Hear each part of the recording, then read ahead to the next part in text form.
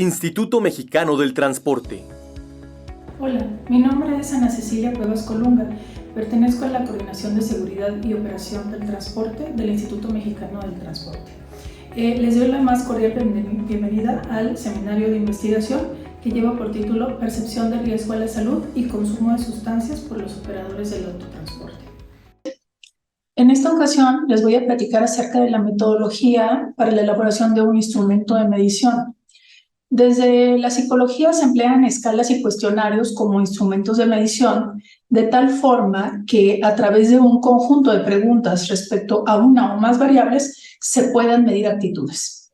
Se trata de una técnica metodológica producida de forma artificial y que coloca a un individuo en condiciones experimentales con el fin de extraer el segmento de la conducta que se desea estudiar, permitiendo así la transformación de información cualitativa en cuantitativa y entonces poder llevar a cabo estadísticas descriptivas e inferenciales. Tengo más de 20 años generando estadísticas de siniestralidad y lamentablemente debo reconocer que hay deficiencias en cuanto a la calidad de los datos. Por otra parte, los alcances de las medidas de prevención en materia de seguridad son reducidos si nos limitamos de manera exclusiva a observar las estadísticas. Estoy por terminar mis estudios de psicología, de la licenciatura en psicología general, y creo que en materia de seguridad vial se requiere un esfuerzo multidisciplinario, en donde todos seamos capaces de reconocer nuestras limitaciones técnicas y metodológicas, permitiendo la integración de los otros profesionales para entonces ampliar la visión de la situación a la que nos estamos enfrentando. Entonces, bueno, derivado de esto ha surgido este instrumento de medición que nosotros denominamos percepción de riesgo a la salud y consumo de sustancias por los operadores del autotransporte. Existe un problema y desafortunadamente no hemos logrado dimensionarlo de forma adecuada, y es el consumo de sustancias por los operadores del autotransporte de carga. Empiezo con estas estadísticas. Las cifras del 2021 indican que los siniestros en los que estuvieron involucrados los vehículos del autotransporte de carga no hubo colisiones asociadas al consumo de sustancias. Sin embargo, por otra parte, es común encontrar notas periodísticas con el encabezado "trailero conducía drogado". Entonces, bueno, pues la confrontación de la información me indica que alguien miente. Espero que en una plática posterior mi compañera Verónica Soria tenga la oportunidad de presentarles cuál es la información que genera la Dirección General de Protección y Medicina Preventiva en el Autotransporte. Desafortunadamente es un problema que no se puede dimensionar desde la estadística, como lo podemos ver aquí, porque los agentes de la Guardia Nacional no cuentan con el equipo necesario para hacer pruebas de dopaje. Además de que en 2021 el 18% de los conductores de carga que fueron responsables de una colisión abandonaban el lugar del siniestro, lo que hace imposible determinar si conducía bajo efectos de alguna sustancia. Muy de la mano con este problema, las cifras señalan que la causa dormitando se asocia al 10 y 11% de los siniestros cuya responsabilidad fue el tractocamión articulado y doble articulado respectivamente. El total reportado de colisiones en 2021 en la red carretera federal fue de 15,020 eventos, en los cuales el 30% de estos eventos fueron responsabilidad del autotransporte de carga. Dentro de la bibliografía consultada para la construcción del marco teórico y generar este instrumento de medición, nos encontramos con las conclusiones de una revisión sistemática que incluye un metaanálisis y metaregresiones, en donde muestra que el consumo de drogas es importante entre los conductores de carga y que este sector elige los estimulantes del sistema nervioso central para mejorar el rendimiento, con el fin de aumentar la productividad. También reconoce la carencia de datos epidemiológicos actualizados y fiables en Europa. Entonces, bueno, pues esa es una condición que lamentablemente prevalece también en nuestro país. Dentro de los estimulantes del sistema nervioso central más comúnmente usados, tenemos el clorhidrato de clobenzorex, Se puede encontrar con los nombres comerciales de Obeclox, Asenlix y Redicres. Este es un tratamiento para la obesidad, para aquellas personas que no responden a las dietas y al ejercicio físico. Otro medicamento es el metilfenidato, que se encuentra con los nombres comerciales de Ritalin, Tradea y Concerta. Estos son tratamientos para el trastorno por déficit de atención. Ambos medicamentos son controlados, es decir, no se puede comprar si no tenemos una receta médica. Por lo tanto, bueno, también existe un mercado negro de estas sustancias.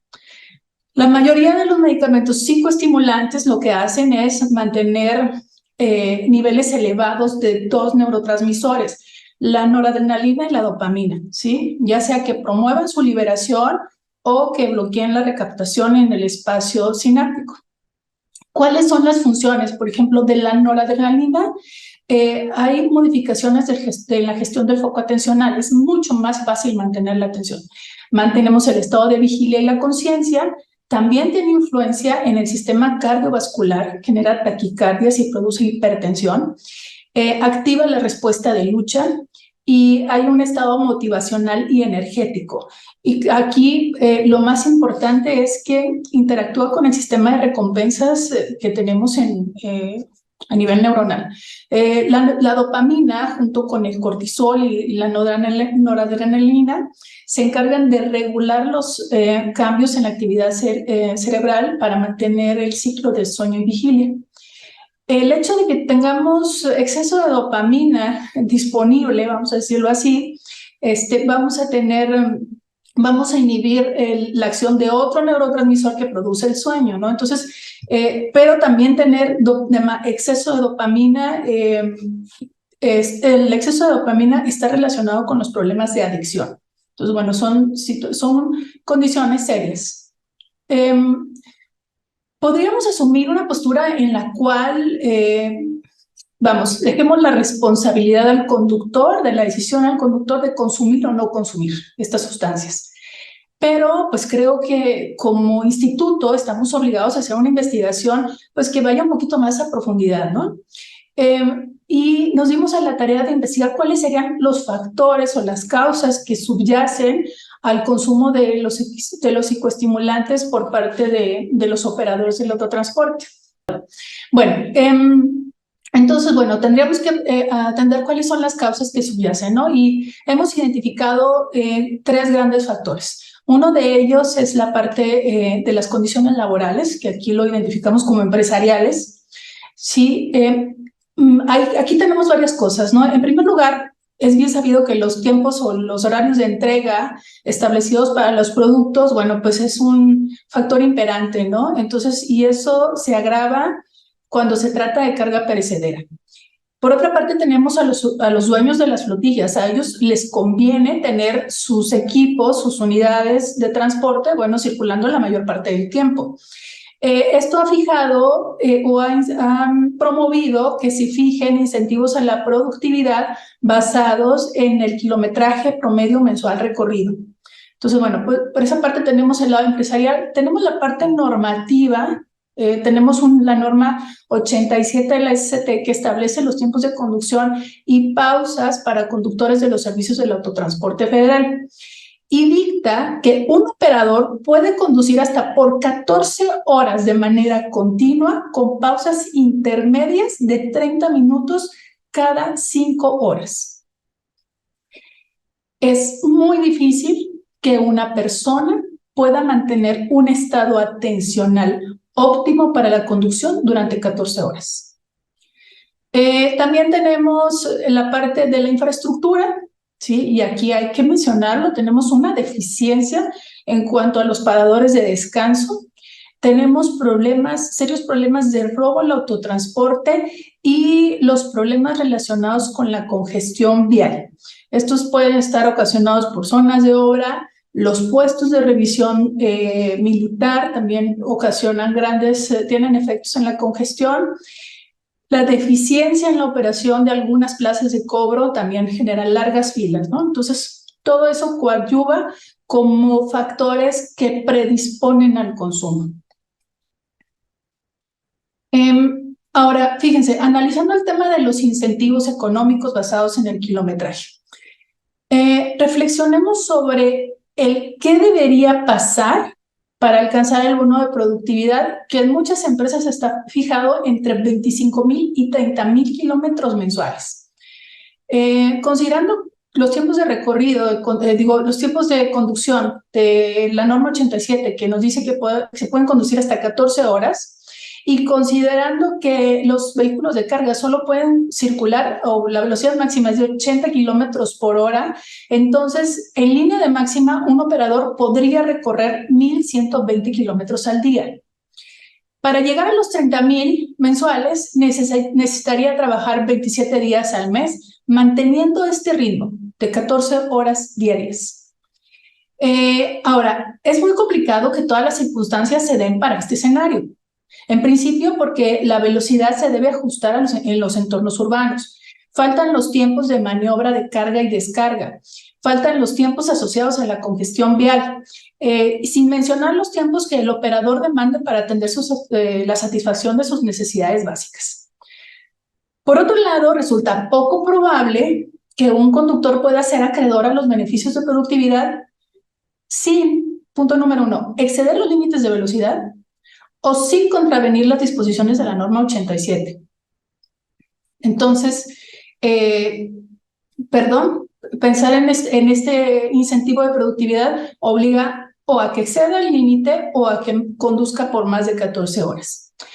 En las causas de las colisiones, los oficiales de la Guardia Nacional, bueno, ellos pueden señalar que hay una velocidad moderada o que hay una conducción bajo efecto de drogas o medicamentos, pero en ningún lado se enuncian cuáles son los factores que predisponen al exceso de la velocidad y o al consumo.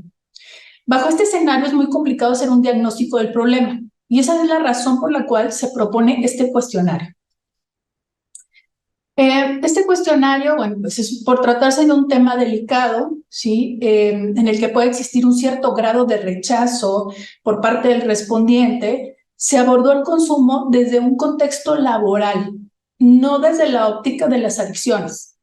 Por otra parte, solo contempla el consumo de dos sustancias, las que habíamos mencionado anteriormente, el clorhidrato de clobenzorex y el metilfenidato, que se conoce como perico y rines respectivamente. Para dar estructura al cuestionario, se contemplaron varios modelos que están planteados desde la psicología social. En primer lugar, el análisis de las actitudes desde un modelo unidimensional que permite definir la construcción de la norma social sobre el consumo de sustancias psicoactivas por parte de los operadores del autotransporte, entendiendo que una norma social es un proceso de comunicación e interacción en un grupo en el que se produce cierta homogeneidad percibida o real de conductas y que se reflejan en 4 aspectos: la uniformidad percibida de las conductas, la actitud percibida de los miembros del grupo hacia la conducta, la norma prescriptiva o subjetiva y la actitud personal. Por otra parte, este modelo unidimensional va muy de la mano con la teoría de la acción planificada y que ha sido utilizada para la predicción de conductas en estudios sobre la velocidad excesiva, el consumo de alcohol y drogas en la conducción. Entonces, hay un sustento metodológico de por qué se escogieron estos modelos. En segundo lugar, se utiliza el modelo de las representaciones sociales de Moscovici, que también es otro psicólogo social, que comparte características con el modelo CAP, que es Conocimientos, Actitudes y Prácticas, que es un modelo que utiliza la Organización Mundial de la Salud. Una representación social es un universo de opinión que puede ser analizada en 3 dimensiones: la información, que serían los conocimientos; el campo de representación, que serían las prácticas y las actitudes. En tercer lugar, se contemplan ítems que cubren algunos aspectos de la percepción del riesgo a la salud. Por ejemplo, la conducción temeraria, las relaciones sexuales, el consumo de medicamentos y los tiempos de actividad y descanso.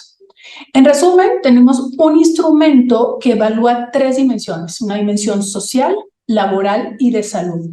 En la parte de la dimensión laboral es en donde hemos puesto ítems relacionados con la legislación y con el ambiente de trabajo. Dentro del concepto de ambiente de trabajo hablamos de aspectos relacionados con la infraestructura, con la carga de trabajo y con la remuneración.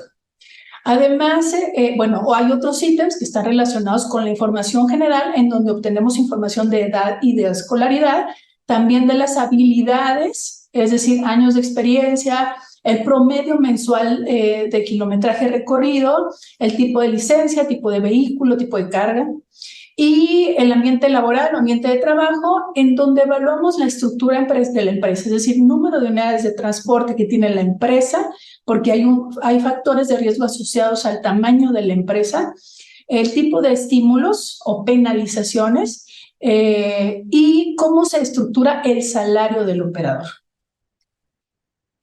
Bueno, cuando se hace un instrumento de medición, evidentemente hay que revisar muchísima bibliografía para la construcción del marco teórico y en función de ese marco teórico plantear los ítems. Una vez que se tiene un banco de ítems, esos ítems son propuestos para que un tercero los evalúe.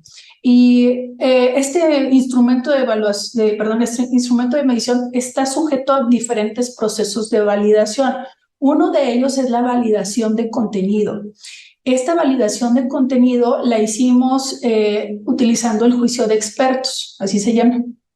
El método hay muchos métodos, utilizamos el método de agregados individuales y para ello contamos con la colaboración de algunos doctores de la Universidad Autónoma de Baja California, en especial la doctora Diana Alejandra González.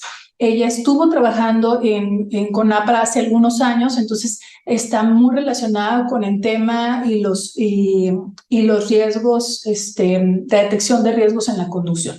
Entonces, ellos hicieron la labor de jueces, revisaron el instrumento y valoraron que este instrumento cumpliera con las categorías de suficiencia, claridad, coherencia y relevancia. Otro de los procesos de validación es la validación cultural. ¿Qué es la validación cultural? Pues es aplicar el instrumento. Saber que este instrumento es claro para el público al cual fue diseñado. Entonces, para ello se entrevistaron a 22 operadores. Esas entrevistas se hicieron en algunos paradores de aquí sobre la autopista, cercanos al instituto. De antemano, son muy poquitas entrevistas, en realidad es un tema complejo, es difícil que las personas quieran contestar. Identificamos problemas que había muchísimo ruido a la hora de encuestar, pero tuvimos la colaboración de 22 personas y eso fue, en principio bueno porque nos ayuda a revisar nuestro instrumento, a saber si los ítems son claros o no. Esto nos obliga a replantear alguno de los ítems. Para dar la respuesta a los ítems se emplea una escala Likert de frecuencia, una escala Likert de acuerdo-desacuerdo, y también una de las conclusiones de este ejercicio es que a lo mejor algunos ítems se puedan entender mejor desde una escala Likert de frecuencia. Bueno, después de estos procesos de validación, también hay que hacer un análisis de la confiabilidad interna, es decir, en qué medida los ítems miden lo que dicen que van a medir, lo que dice mi constructo que voy a medir. Entonces, nuestro instrumento consta de 41 ítems, dejando fuera estos ítems de las condiciones laborales, de los aspectos de la empresa, sociodemográficos y de la habilidad. Tenemos 41 ítems, 7 para la dimensión social y 17 para la dimensión laboral y 17 para la dimensión de salud. Todo el instrumento, con estos 22 resultados que obtuvimos, tiene un coeficiente de validez interna que se midió a través del alfa de Cronbach de 0.839. En términos de instrumentos de medición, un valor superior a 0.7 ya se considera bueno. Entonces, tenemos un buen nivel de confiabilidad interna del instrumento. Cuando haces el análisis factorial, quitamos algunos ítems que el análisis te dice que no aportan a lo que tú estás midiendo, entonces nos quedamos con 31 ítems y logramos mejorar un poquito más el alfa de Cromash. Aquí les muestro estas figuras en donde si solo reviso, si se fijan, la dimensión laboral es la que tiene más peso en todo el cuestionario, en todo el instrumento. Bueno, estos son algunos de los resultados y de antemano digo, por el tamaño de la muestra, esto no es un análisis paramétrico y no se pueden generalizar los resultados, pero bueno, valdría la pena echarle un ojito a qué fue lo que se obtuvo, ¿no? Por ejemplo, en la dimensión social, en lo que tiene que ver con la actitud percibida de los miembros del grupo, el 54% están de acuerdo con la frase mis compañeros de trabajo ven de manera positiva el consumo de pericos zorrines para la conducción. Estamos evaluando dimensión social. La uniformidad percibida de las conductas. El 68% está de acuerdo con la frase de que los compañeros de trabajo consumen pericos zorrines para la conducción. Norma subjetiva. El 59% está de acuerdo con la frase varios compañeros de trabajo me han recomendado tomar pericos zorrines para la conducción. Son más ítems. Yo aquí solamente les estoy mostrando algunos de ellos. La dimensión laboral, el aspecto de la legislación. El 50% está en desacuerdo con la frase siento que el llenado de la bitácora de horas de servicio ayuda a gestionar mis tiempos de descanso. El 82% está de acuerdo con la frase creo que las empresas le dan poca importancia a los tiempos de conducción y descanso. El 72% está de acuerdo con la frase creo que los jefes se hacen de la vista gorda ante el consumo de pericos zorrines por parte de sus operadores.